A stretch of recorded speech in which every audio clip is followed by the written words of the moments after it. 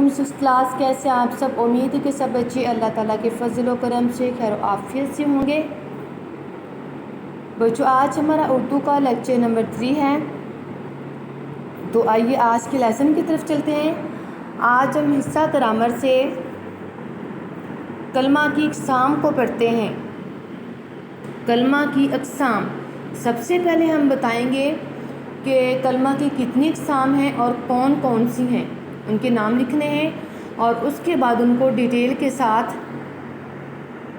लिखना है।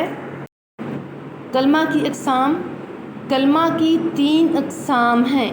कलमा की 3 अक़साम हैं। नंबर 1 इसम, नंबर 2 फ़ेल और नंबर 3 पे है हर्फ। नंबर 1 पे इसम।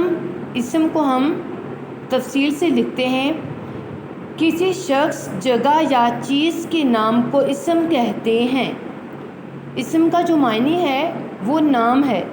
इसम का मायने नाम है, इसलिए इसकी डिफ़ाइन है किसी शख्स, जगह या चीज़ के नाम को इसम कहते हैं।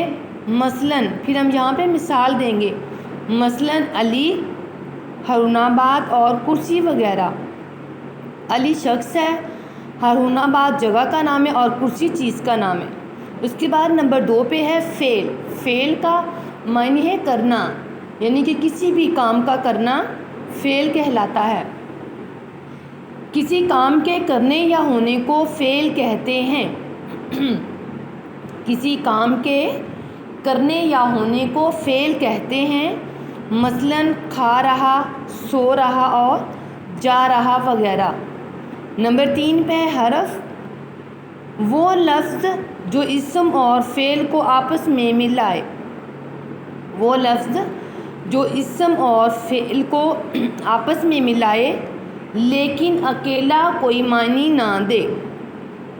यानी कि हरफ जो है इसम और फ़ेल को आपस में तो मिला देता है, लेकिन जब ये अकेला किसी जगह पे आए तो कोई मायने नहीं देता। मसलन ने, को, पर, से, तक वगैरह।